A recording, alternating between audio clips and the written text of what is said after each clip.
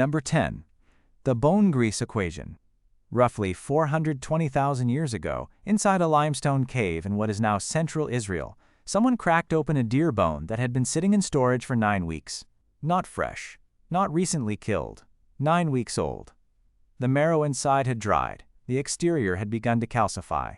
By every modern standard of food safety, this bone should have been discarded. Instead, someone crushed it, boiled the fragments in water, and skimmed the rendered fat from the surface. That fat kept them alive. Stop and think about that for a moment. Nearly 500,000 years ago, a human being looked at a weeks-old animal bone and understood that calories still existed inside it, invisible, locked in the mineral matrix, extractable only through a multi-step chemical process that required crushing, heating, and separation. This was not instinct, this was applied chemistry performed by a species that would not develop written language for another 415,000 years. In 2019, researchers at Tel Aviv University, led by Ruth Blasko and Ran Barkai, published findings from Quesam Cave, demonstrating that early humans had deliberately stored animal bones for delayed marrow and grease extraction. The study, published in the journal Science Advances, analyzed cut marks, fracture patterns, and weathering stages on thousands of bone fragments recovered from occupation layers dating to between 420,000 and 200,000 years ago. The evidence showed a clear pattern. Bones with high marrow content, primarily metapodials from fallow deer, were stored intact while other parts of the carcass were consumed immediately. The stored bones showed surface degradation consistent with exposure to air over periods of up to 9 weeks before they were finally processed. The caloric mathematics behind this behavior reveal why it mattered during natural disasters. A single kilogram of bone marrow contains approximately 800 calories. Bone grease, the rendered fat extracted by boiling crushed bone fragments, contains roughly 9 calories per gram, making it one of the most energy-dense foods available to prehistoric humans. During volcanic winters, when ash clouds blocked sunlight and plant growth collapsed across entire continents, large game became scarce. The herds that had sustained communities for generations thinned, migrated, or died. Fresh meat disappeared from the landscape. However, bones remained. Bones from previous kills, scattered across campsites and cached-in rock shelters, retained their caloric value for weeks or even months after the surrounding meat had been consumed or had rotted away. A community that understood bone grease extraction could survive weeks longer than one that did not. In a volcanic winter lasting months, those additional weeks could mean the difference between outlasting the ashfall and starving in the dark. What makes this particularly unsettling is the implication about what preceded the discovery. Someone, at some point, had to be hungry enough, desperate enough, to look at a bone that had been lying on the ground for over a month and decide to try extracting something from it.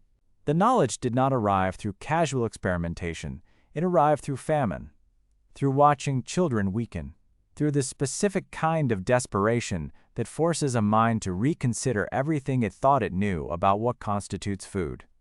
Every emergency ration, every calorie-dense survival bar sealed in foil and packed into a disaster kit descends from this principle. The idea that calories can be stored, preserved, and extracted later through processing is the foundation of food security. Ice Age humans understood it 420,000 years before anyone wrote it down. Could you look at a 9-week-old bone and see dinner? They could, and that vision kept the species from disappearing. Number 9. The Obsidian Network.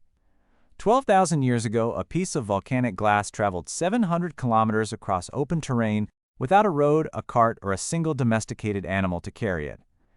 The obsidian blade recovered from Franchthi Cave on the eastern coast of the Peloponnese in Greece did not originate anywhere near Greece. Geochemical analysis conducted by researchers at the University of Nottingham using X-ray fluorescence spectroscopy matched the blade's chemical signature to volcanic deposits on the island of Melos in the Aegean Sea. Melos sits roughly 150 kilometers offshore. Reaching it required open water navigation. Returning with enough obsidian to supply a mainland community required boats capable of carrying cargo across unpredictable seas. This was happening during the Mesolithic period, when sea levels were still rising from the last glacial retreat and coastlines were shifting by meters per decade. Now here is where this connects to surviving natural disasters. Obsidian was not decorative, it was strategic. A freshly knapped obsidian blade is sharper than a modern surgical scalpel. It fractures along conchoidal planes, producing edges measured in nanometers. For communities dependent on hunting for survival, the quality of cutting tools determined the efficiency of butchering, the speed of hide processing, and ultimately the number of calories a group could extract from a single kill. Communities with access to obsidian processed food faster, wasted less, and maintained sharper tools during the critical weeks following a natural disaster when every calorie mattered. The existence of long-distance obsidian trade networks documented across Anatolia, the Levant, the Aegean, and into Central Europe suggests something that fundamentally challenges the image of isolated prehistoric communities struggling alone against catastrophe. These groups were connected. They maintained supply chains. They had trading partners separated by hundreds of kilometers of wilderness, mountain ranges, and open water. When a volcanic eruption, a flood, or a drought devastated one region, these networks provided an escape route, a source of replacement tools, and critically, a destination. Robin Torrance at the Australian Museum published research in 2016 demonstrating that obsidian trade routes in Papua New Guinea intensified after major volcanic eruptions rather than collapsing. Communities that had been devastated by ashfall relied on their existing trade connections to acquire tools and resources from unaffected regions. The trade networks functioned as a prehistoric disaster relief system, transferring critical materials from areas of abundance to areas of catastrophe. The parallel to modern supply chains is uncomfortable in its precision. Today, a semiconductor shortage in Taiwan disrupts automobile production in Germany. 12,000 years ago, a volcanic eruption near Melos disrupted tool production in mainland Greece. The scale is different. The principle is identical. Survival has always depended on who you know and what they can send you when your world collapses. If your local obsidian source was buried under 3 meters of volcanic ash, your survival depended on whether someone 700 kilometers away still had access to theirs, and whether the relationship between your communities was strong enough to make them share it. Number 8. The underground. In northern Queensland, Australia, a lava tube stretches 160 kilometers beneath the surface of the Earth. It has been there for 190,000 years. The Undara lava tubes, formed by a massive basaltic eruption during the Pleistocene, represent one of the longest lava tube systems in the world. The tubes formed when the outer surface of a flowing lava river cooled and solidified while the molten interior continued to drain downhill, leaving behind hollow cylindrical passages ranging from 2 meters to 20 meters in diameter. Some sections remain structurally intact nearly 200 millennia after their formation. The interior temperature holds steady between 18 and 22 degrees Celsius, regardless of the surface conditions above. 18 to 22 degrees. While the surface burned, froze, or choked under volcanic ash, the underground remained temperate, stable, breathable. The theory of subterranean refuge proposes that during major eruption events, particularly those producing pyroclastic flows and sustained ashfall, human populations retreated into natural cave systems and lava tubes where they could shelter from the immediate lethal effects of the eruption and wait for conditions to stabilize. The evidence is circumstantial but compelling. Archaeological surveys of deep cave sites across Europe, Southeast Asia, and East Africa consistently show occupation layers that coincide with known eruption dates. At Liang Bua Cave in Flores, Indonesia, occupation layers dating to approximately 70,000 years ago correspond to tephra deposits from regional volcanic activity. The humans at Liang Bua, likely Homo floresiensis, appear to have continued living in the cave through events that devastated the surface landscape above them. In Cappadocia, in central Turkey, entire underground cities were carved from volcanic tuff, soft rock deposited by ancient eruptions. Derinkuyu, the deepest discovered so far, extends roughly 85 meters below the surface and could shelter an estimated 20,000 people. The construction dates to at least the 8th century BCE, but the geological conditions that made Cappadocia suitable for underground habitation existed for millions of years before anyone picked up a chisel. The volcanic tuff is soft enough to carve with stone tools. The structure is porous enough to allow limited air circulation. The thermal mass maintains stable temperatures year-round. The question is not whether ancient humans used caves during disasters. The evidence for that is overwhelming. The question is whether they understood that caves offered specific survival advantages during specific types of catastrophe, or whether the retreats were instinctive, driven by nothing more than the immediate desire to escape heat, noise, and falling debris. Penelope Boston at the New Mexico Institute of Mining and Technology published research in 2004 arguing that human cave use during volcanic events was likely deliberate rather than reflexive. Boston noted that the caves showing the heaviest occupation during eruption periods are not the closest caves to the eruption source. They are the deepest caves. Humans were selecting for depth, for distance from the surface, for maximum separation between themselves and the atmospheric contamination above. That is not panic. That is strategy. The Cappadocian underground cities included ventilation shafts, water wells, food storage chambers, and stone doors that could be rolled shut from the inside to seal individual levels. The residents had thought about air supply, water access, food preservation, and security in an underground environment. These are engineering problems, and they solved them with stone tools, animal fat lamps, and the accumulated knowledge of generations who had learned, probably through catastrophic trial and error, what it takes to live beneath the earth when the surface becomes uninhabitable. Imagine a world where the sky has turned gray, where ash falls like snow and coats every surface, where the air burns the throat and the sun has become a dim orange smear behind a curtain of particulate matter. You cannot farm, you cannot hunt, because the animals have either fled or died. The rivers run gray with suspended sediment. The only place where the air is clean, the temperature is stable, and the darkness is at least familiar is underground. Could you live in a cave for weeks? For months? They did, and they did it often enough to develop engineering solutions for the problems that arise when you try. Number 7. The Kelp Highway. Roughly 16,000 years ago, a group of humans walked along a coastline that no longer exists, eating food from an ecosystem that has since been submerged under 120 meters of ocean.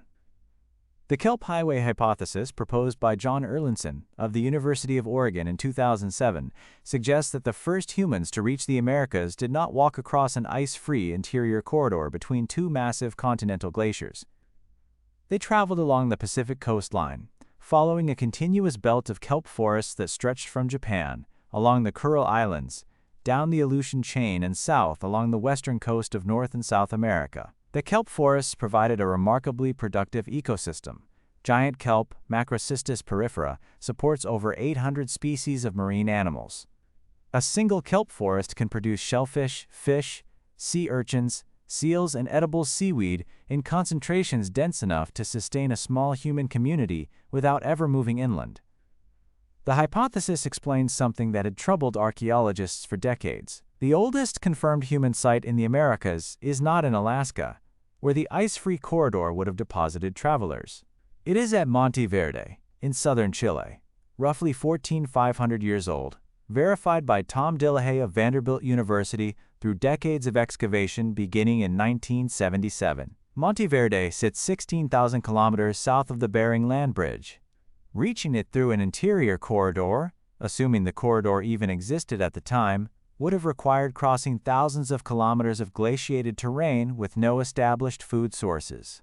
Reaching it along the Kelp Highway would have required following a coastline where food was available every single day.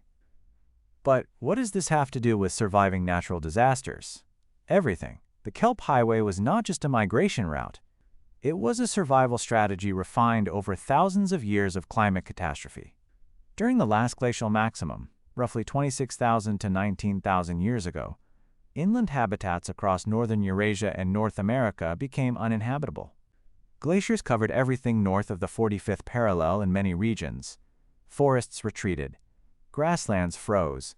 The megafauna that had sustained interior populations began disappearing. Interior human populations faced starvation on a continental scale. The coastline offered an alternative. Sea surface temperatures along the Pacific Rim remained relatively stable even during peak glaciation. Kelp forests, which thrive in cool, nutrient-rich water, actually expanded during glacial periods. The food supply along the coast was more reliable during the Ice Age than during the warmer periods that preceded and followed it. Communities that moved to the coast and learned to exploit marine resources, shellfish harvesting, tidal pool foraging, kelp gathering, nearshore fishing, were insulating themselves against the interior catastrophes that were destroying land-based food systems. Todd Brage of San Diego State University and Erlandson published a comprehensive review in 2017, arguing that coastal adaptation was not a secondary survival strategy adopted by communities fleeing inland disasters. It was a primary adaptation that predated the disasters. Human populations along the Pacific Rim had been exploiting coastal resources for at least 50,000 years before the last glacial maximum. When the glaciers arrived, these populations did not need to learn new survival skills. They simply continued doing what they had always done, while their inland neighbors starved. The uncomfortable truth is that the humans who survived the Ice Age's worst disasters were not the strongest, the fastest, or the most aggressive. They were the ones who had already positioned themselves in the right ecosystem. Survival was not reactive. It was geographic. The decision about where to live, made generations before the disaster arrived, determined who lived and who disappeared. Every coastal city on the planet sits on a location that was chosen, originally because the ocean provides food when the land does not. That principle is 50,000 years old. Number 6. Fire farmers. 65,000 years ago, someone set fire to an Australian forest on purpose, and it was the smartest thing anyone on the continent had ever done. The evidence comes from Lake George, a sedimentary basin in southeastern Australia, where pollen cores drilled in the 1980s by Gurdeep Singh at the Australian National University revealed a dramatic shift in vegetation patterns beginning approximately 65,000 years ago. Before that date, the pollen record showed dense eucalyptus forest mixed with fire-sensitive rainforest species. After that date, the fire-sensitive species vanished. Fire-adapted grasslands and open woodland replaced closed canopy forest across vast areas of the continent. Charcoal concentrations in the sediment increased by orders of magnitude. The forests did not burn because of climate change. The climate record for the same period shows no corresponding shift in temperature or rainfall sufficient to explain the transformation. The forests burned because humans arrived and began setting them on fire. This was not destruction, it was landscape engineering on a continental scale.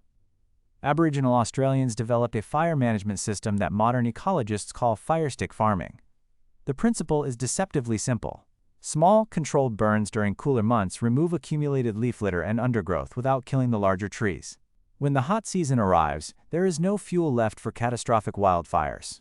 The landscape cannot ignite in the explosive, uncontrollable conflagrations that destroy everything in their path.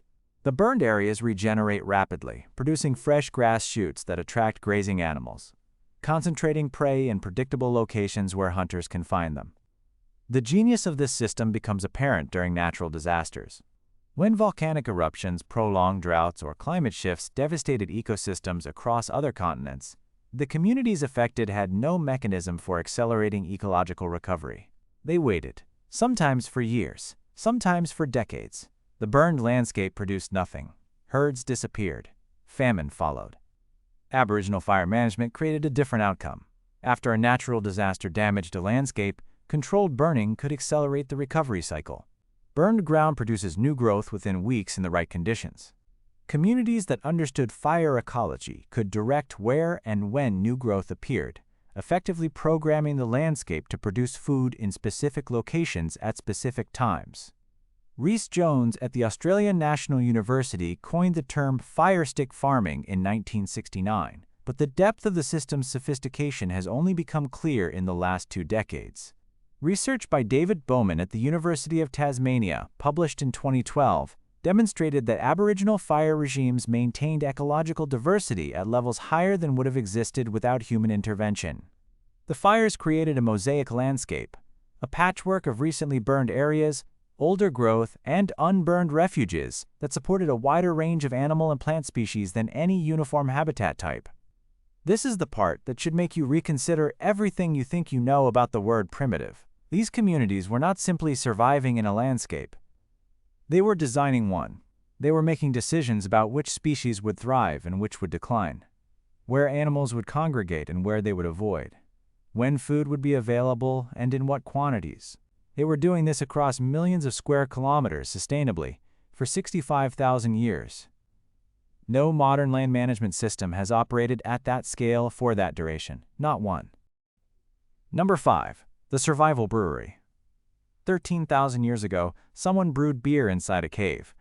Not for celebration, not for ritual, for survival.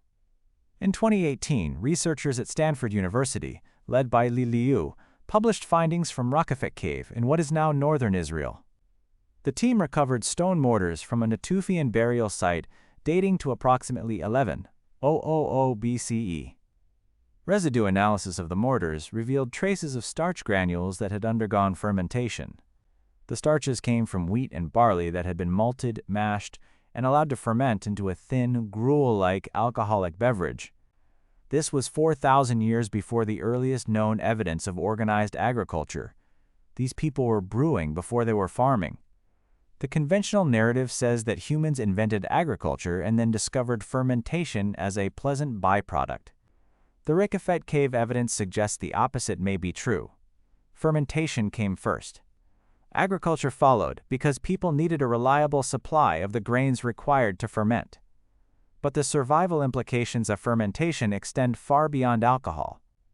Lactofermentation, the process by which beneficial bacteria convert sugars into lactic acid, is one of the oldest and most effective food preservation methods known. A fresh fish spoils in hours in warm conditions. A lacto-fermented fish can remain edible for months. Fresh vegetables rot within days. Fermented vegetables can last through an entire winter. The lactic acid produced during fermentation drops the pH of the food below the threshold where pathogenic bacteria can survive. The food effectively preserves itself. During volcanic winters, when sunlight dimming reduced plant growth and disrupted animal migration patterns, communities with fermentation knowledge could preserve food stocks acquired before the disaster and stretch them across weeks or months of reduced caloric availability. Communities without this knowledge were entirely dependent on whatever they could hunt or gather in real time, which during a volcanic winter might be close to nothing. Michael Deitler at the University of Chicago published research in 2006 arguing that fermentation technology was one of the critical invisible survival skills that archaeological evidence tends to underrepresent because the organic materials involved rarely survive in the archaeological record. Deitler suggested that fermentation knowledge may have been widespread among Upper Paleolithic populations tens of thousands of years before the Raqefet Cave evidence, but that the perishable nature of fermented foods means the evidence has largely decomposed. The nutritional benefits of fermentation compound the preservation advantage. Fermented foods contain higher concentrations of B vitamins than their unfermented equivalents. The fermentation process breaks down anti-nutritional compounds like phytic acid, making minerals more bioavailable. In a disaster scenario where dietary variety has collapsed and micronutrient deficiency threatens long-term health, fermented foods provide nutritional insurance that raw or cooked foods cannot match. Think about what this means. A community facing a multi-month volcanic winter, where the sun is dimmed, the temperature has dropped, and fresh food is unavailable, could survive if they had previously stockpiled grain, fish, or vegetables and fermented them before the disaster struck. The fermentation process requires no ongoing energy input, no fire, no refrigeration, just time, salt, and the right bacteria.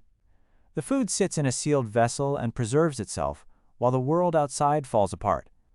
Every jar of sauerkraut in your refrigerator, every bottle of soy sauce on your shelf, every piece of cheese you have ever eaten exists because someone 13,000 years ago, or more likely far earlier, discovered that controlled rot is not the enemy of survival. It is the foundation of it. What would you do with your last harvest if you knew the sun was about to disappear for 6 months? They knew the answer. Number 4. The genetic scar. 74,000 years ago, the human species almost ceased to exist. Not gradually, not over centuries, in a geological instant. The eruption of the Toba supervolcano on the island of Sumatra expelled approximately 2,800 cubic kilometers of material into the atmosphere. For comparison, the 1980 eruption of Mount St. Helens, which killed 57 people and devastated 600 square kilometers of forest, expelled roughly 1 cubic kilometer of material. Toba was 800 times larger. The eruption column reached the stratosphere. Sulfur dioxide aerosols spread across the entire planet within weeks, reflecting incoming sunlight back into space. Global surface temperatures dropped by an estimated 3 to 5 degrees Celsius. In some regions, the cooling may have reached 15 degrees. The volcanic winter lasted between 6 and 10 years. Photosynthesis rates collapsed. Plant die-offs cascaded through every ecosystem on the planet. Now here is the part that should genuinely frighten you. Genetic analysis of modern human mitochondrial DNA, conducted by researchers including Stanley Ambrose at the University of Illinois, suggests that the entire human species was reduced to a breeding population of between 3,000 and 10,000 individuals sometime around 70,000 years ago. This coincides precisely with the Toba eruption window. The genetic evidence comes from what scientists call a coalescence point, a bottleneck in mitochondrial lineage diversity, where the number of distinct maternal lines narrows dramatically. The diversity of human mitochondrial DNA today is consistent with a population that was nearly eliminated and then recovered over thousands of years from an extremely small surviving group. 3,000 individuals on the entire planet. To put that in perspective, there are more people in a single apartment building in Mumbai than there were humans on Earth during the Toba bottleneck.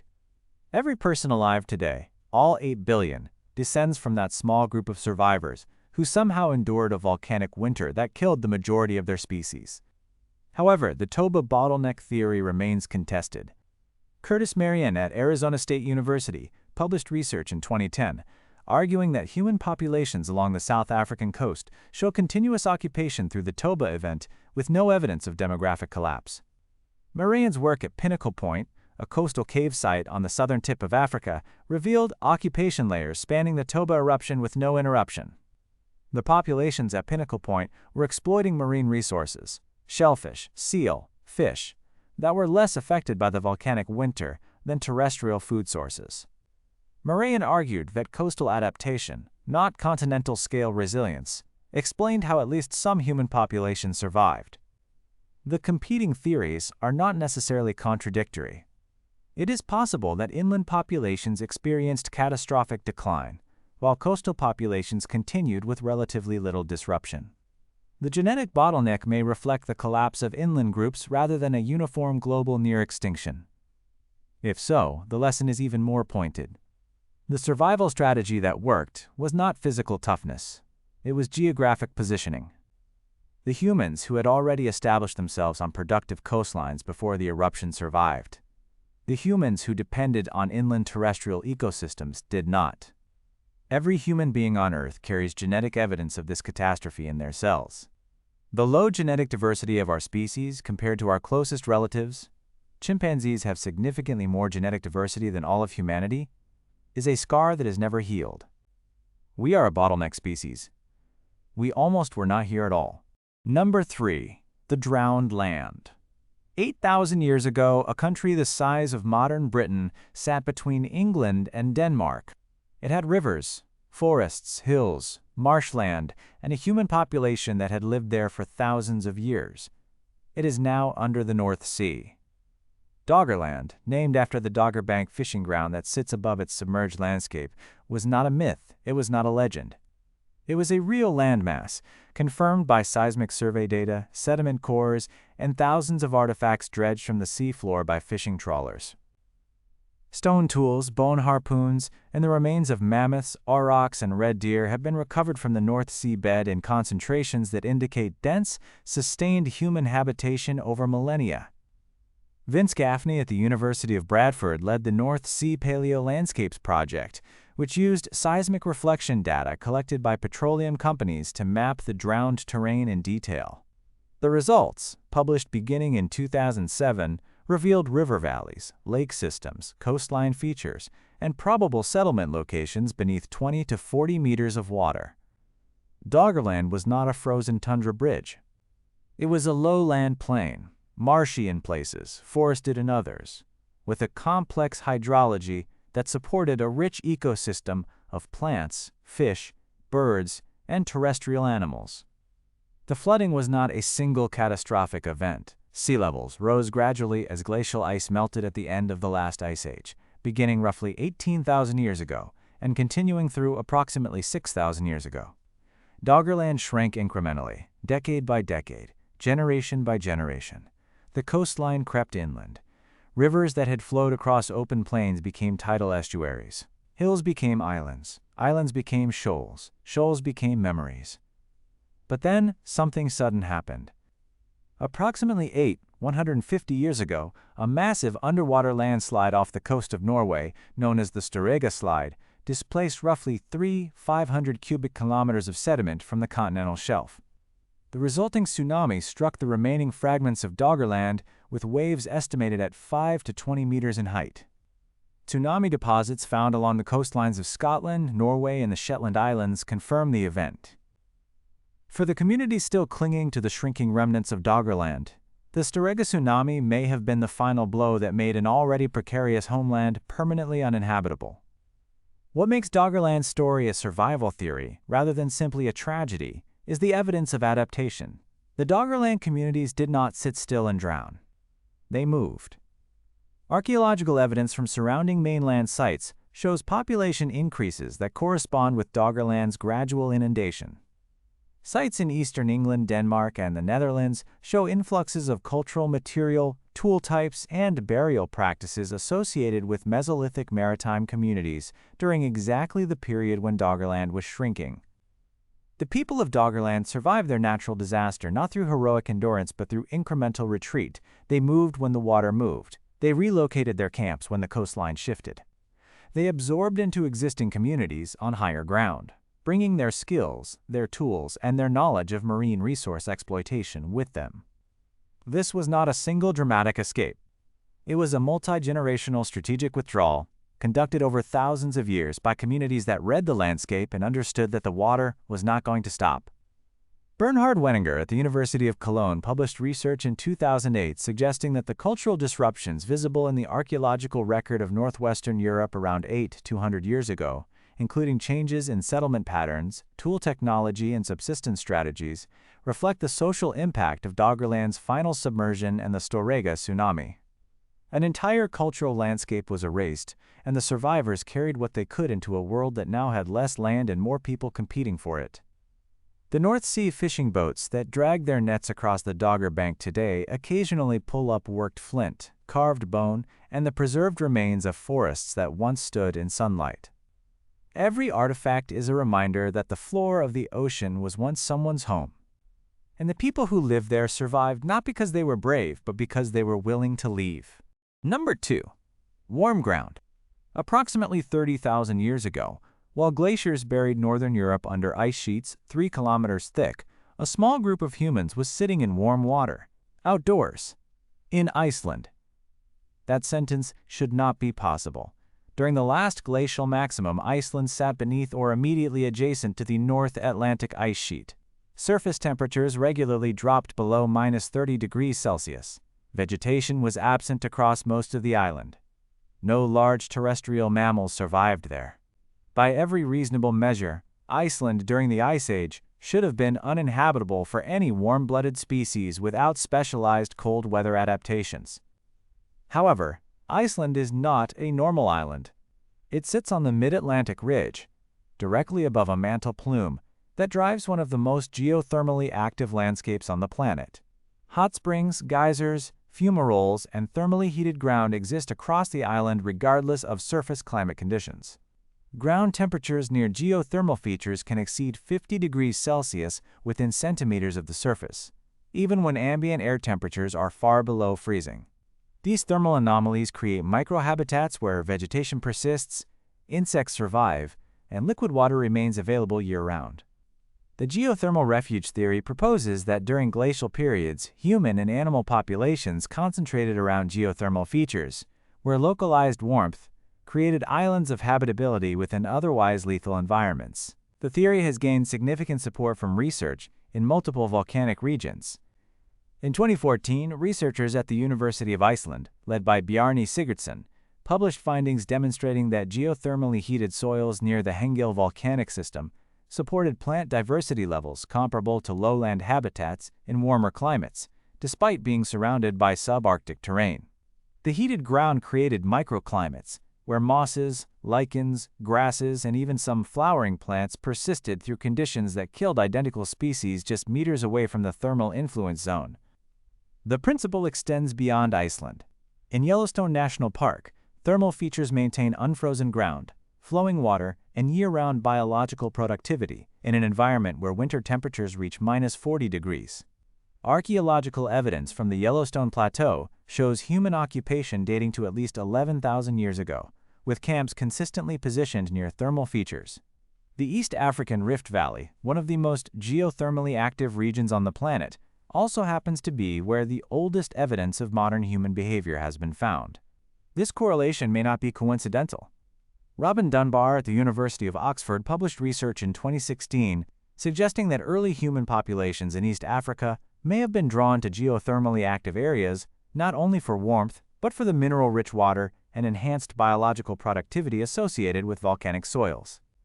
Volcanic ash deposits create some of the most fertile agricultural soils on the planet. Communities living near active geothermal systems had access to warmer microclimates, mineral-rich water, fertile soil, and the medicinal properties of thermal springs, which traditional communities across the world have exploited for thousands of years. During a glacial advance, when ice sheets crept south and temperatures dropped across entire hemispheres, the communities already positioned near geothermal features had a built-in survival advantage. The hot springs did not care about the ice age. The magma beneath the surface continued to produce heat regardless of what was happening in the atmosphere. These communities were anchored to an energy source that was immune to climate change.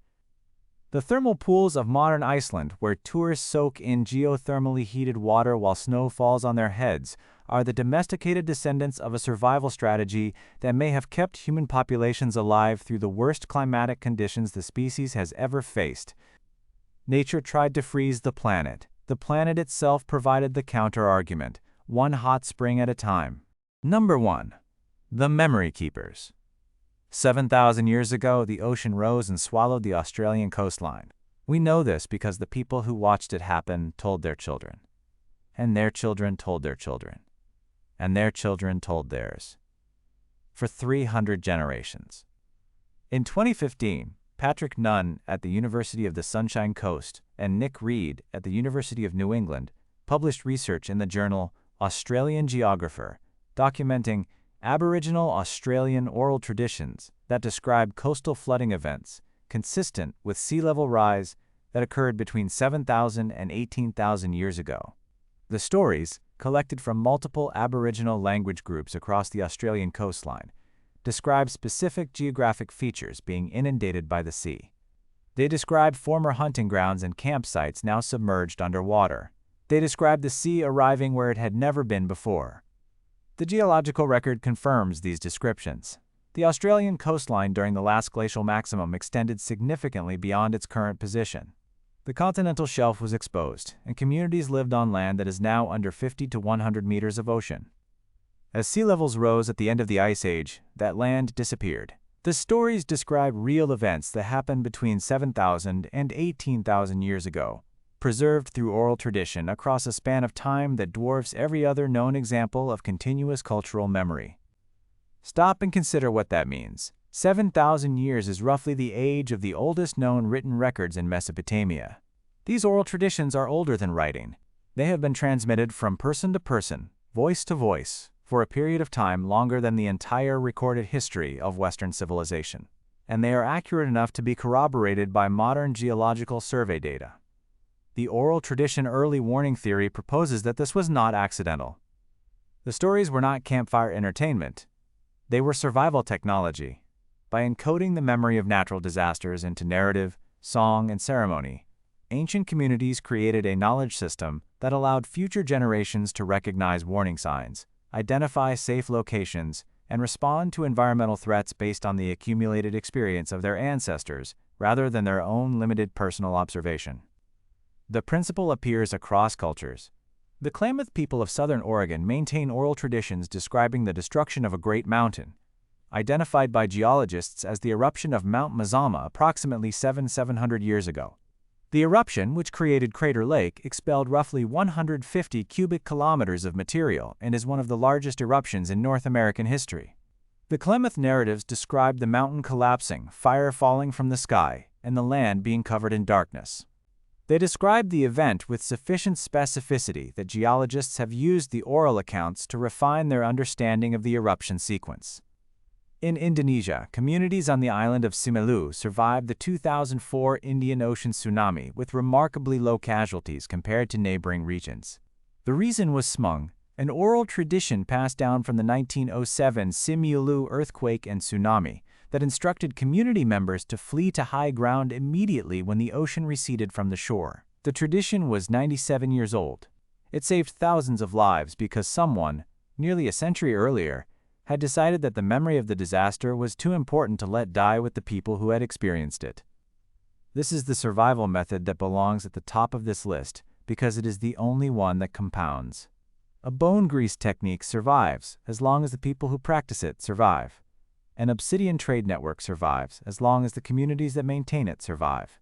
Oral tradition survives the death of every individual who carries it, because the knowledge lives in the collective, not in any single person.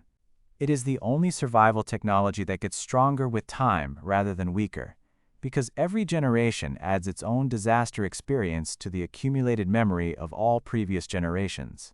The written warning systems that modern civilizations rely on, the seismograph networks, the tsunami buoys, the volcanic monitoring stations, are technological equivalents of what Aboriginal Australians accomplished with narrative, rhythm, and repetition across 300 generations. We built machines to do what they did with memory. Every emergency evacuation plan, every disaster preparedness manual, every warning siren installed on a coastal hillside exists because someone, at some point in human history, understood that the most dangerous disaster is the one nobody remembers. They remembered.